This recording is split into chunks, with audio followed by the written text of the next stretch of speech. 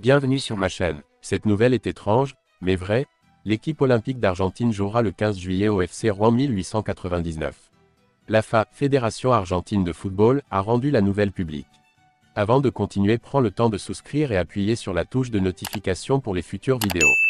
L'équipe de l'Albiceleste de Javier Mascherano s'entraîne avant les Jeux au château du Boisguy près de Fougères, Ille-et-Vilaine, où se déroulera la rencontre. Mascherano aura le droit de conserver 3 matchs de plus de 23 ans, dont Nicolas Otamendi était l'un. L'Argentine affrontera la Guinée 4 jours plus tard à Vitré.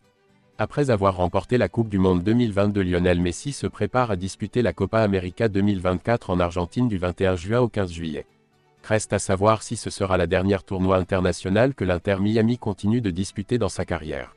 Cela dépend de mes émotions, de ma condition physique et de ma perception positive de moi-même, a-t-il déclaré. Il reste encore beaucoup de temps pour l'obtention du diplôme, de plus en moins, car ça passe vite, mais il est encore temps et je ne sais pas comment je serai à ce moment-là. L'âge est également vrai que existe, même s'il ne s'agit que d'un nombre. Les matchs que je vais jouer maintenant ne sont pas mon équipe et quand je suis en Europe je joue aussi 3 jours, que ce soit la Ligue des Champions A ou la Ligue, la France ou l'Espagne auront 39 ans en 2026 ainsi que les États-Unis, le Mexique et le Canada. Après avoir remporté la Coupe du Monde 2022, Lionel Messi disputera la Copa América 2024 contre l'Argentine du 21 juin au 15 juillet. Messi parle d'incertitude et de compétition future, montrant l'importance de son condition physique et âge.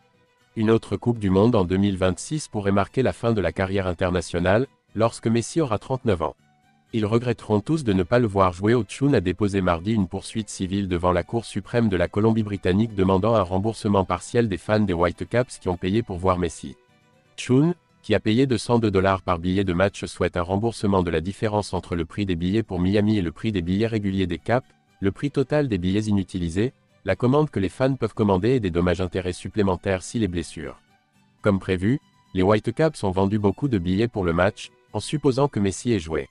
Après tout, il est une plus grande star que la plupart des fans de football nord-américain. En fait, la plupart des fans du monde entier n'ont jamais vu en chair et en os. Les prix sont élevés, en particulier sur le marché forcé où les développeurs ont la possibilité de se rendre compte qu'ils peuvent gagner rapidement de l'argent ou un millier. Le capitaine a largement utilisé le nom de Messi dans le marketing du jeu, et le président du club, Axel Schuster, et d'autres chefs d'équipe ont évoqué sa visite dans de nombreuses interviews. Le recours collectif proposé allègue que les Whitecaps et la MLS auraient dû savoir que Messi, Luis Suarez ou Sergio Busquets ne pourront pas participer au match. Vancouver-Miami, que ce soit approuvé ou non et qu'il ne soit pas fait avec soin. L'argument est qu'ils ne peuvent pas confirmer cette information.